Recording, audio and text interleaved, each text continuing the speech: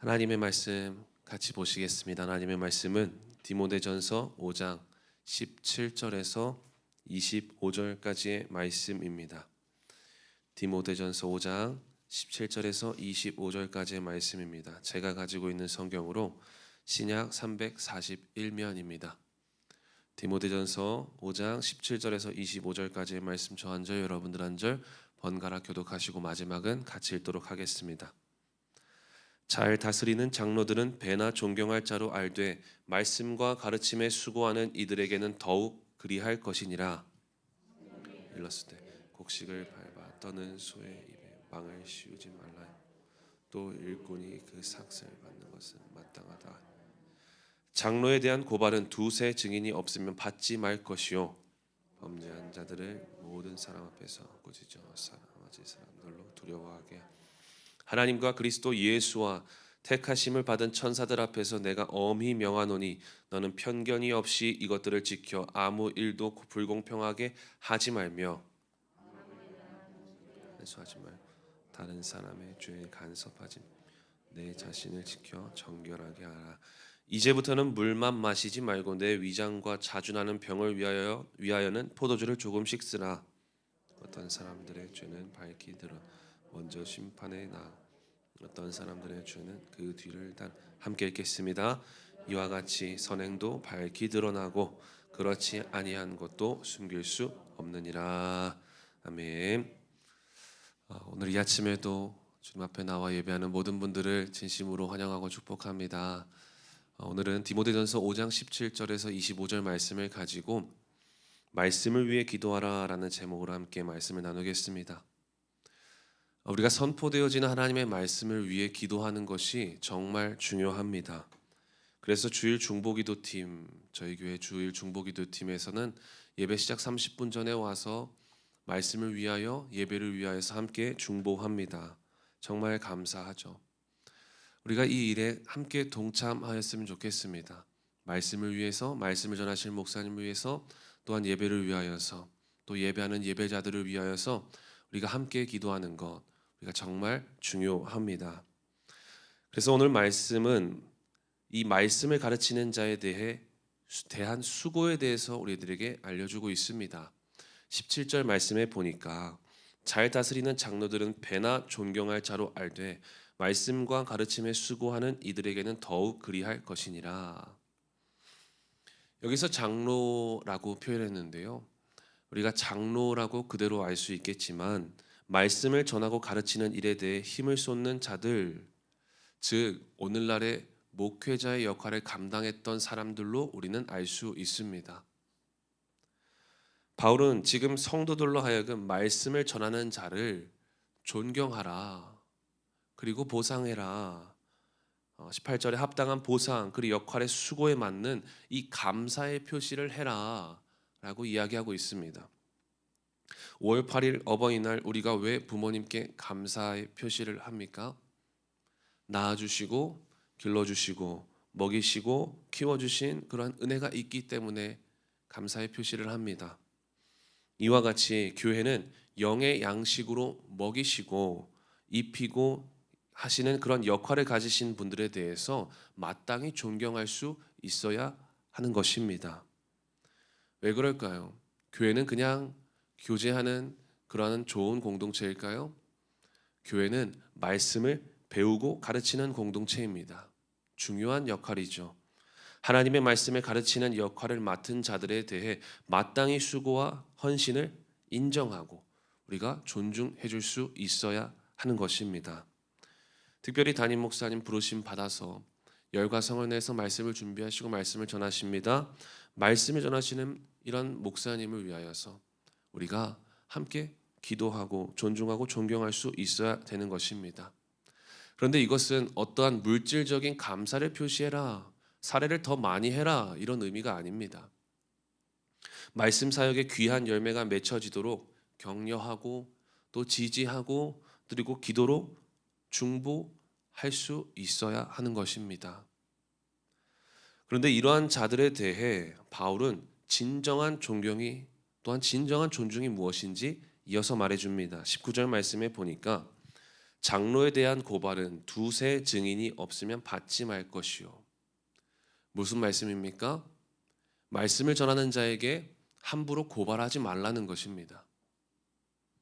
말씀을 전하시는 담임 목사님과 교역자 혹은 양육 리더들, 말씀을 전하는 자여도 사람이기 때문에 연약한 부분들이 있을 수 있습니다. 그런 부분들이 드러날 수 있죠. 그러나 교회 공동체는 함께 지어져가는 공동체입니다. 진짜 존경과 존중은 교회 공동체 안에서 이러한 문제들이 발견되었을지라도 함부로 고발하지 않는 것입니다. 교회 바깥에선 그럴 수 있습니다. 그러나 자신의 부모가 자신에게 잘못했다고 밖에 나가서 자신의 부모에 대한 문제를 이야기하는 사람은 폐륜자식이죠. 어느 한 대형교회 담임 목사님께서 쫓겨나듯이 사임을 하였습니다. 자세한 내용은 잘 모르지만 들어보니까 교회 리더들과 또한 담임 목사님 다음 격으로 되어지는 그 리더 목사님이랑 짝짝꿍해서 담임 목사님을 거의 쫓아냈다라고 들었습니다. 물론 문제가 발생하면 그럴 수 있다고 생각합니다. 그러나 그것은 교회 밖에 있는 사람들이 해야 할 일이지, 교회 공동체 안에서 어떻게 한 교회 안에서 교역자들이, 교회 리더들이 옛날 말로 주군을 몰아냅니까? 자신의 주군을 몰아냅니까? 말도 안 되는 일이죠.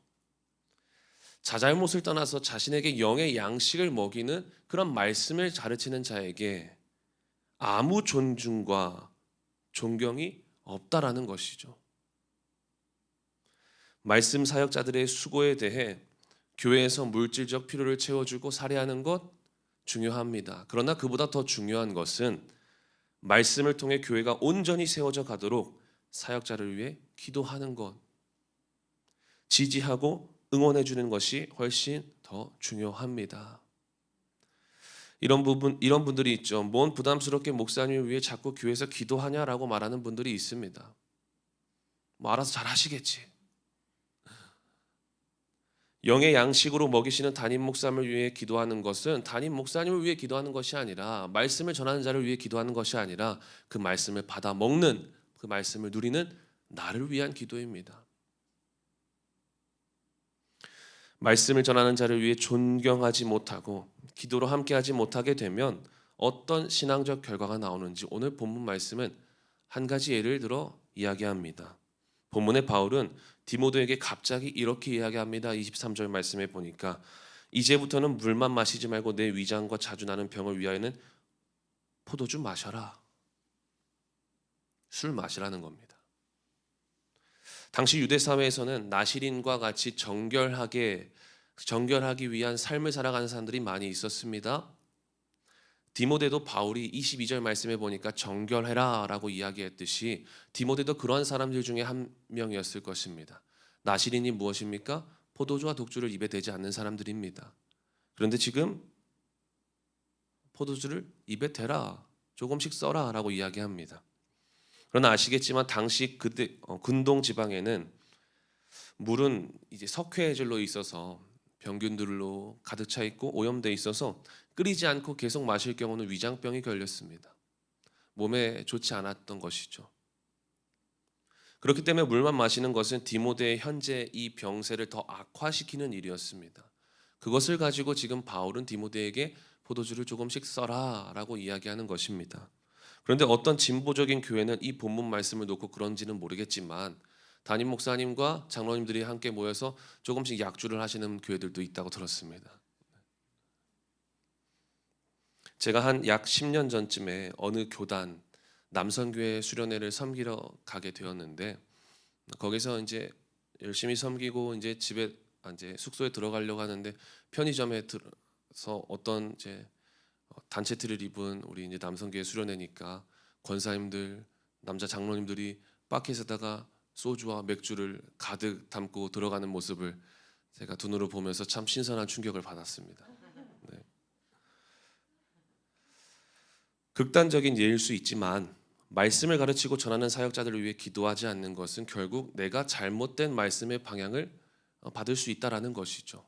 그것이 뭐 잘못됐다 아니었다 뭐 이런 것을 이야기하는 것이 아니라 잘못된 말씀으로 내 영을 병들게 만드는 지름길이라는 사실을 우리가 기억해야 하는 것입니다.